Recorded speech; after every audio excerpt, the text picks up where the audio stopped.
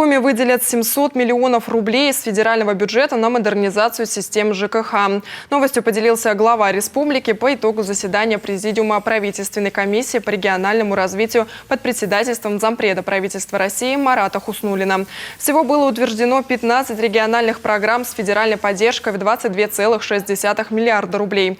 Наша региональная программа рассчитана на период с 23 по 27 годы. В нее включено 21 мероприятие, 10 в сфере водоснабжения, 11 в теплоснабжении. Теперь с учетом федеральных средств общий объем финансирования почти 1 160 миллионов рублей. В этом году регион начнет строительство станции водоподготовки на головных водозаборных сооружениях Инты. Также будут проведены работы по капитальному ремонту сетей тепло- и водоснабжения в Карткиросском, Ударском, Троицко-Печорском, Цицельском районах. Глава Коми поблагодарил правительство России и лично Марата Хуснуллина за поддержку, которую получила республика.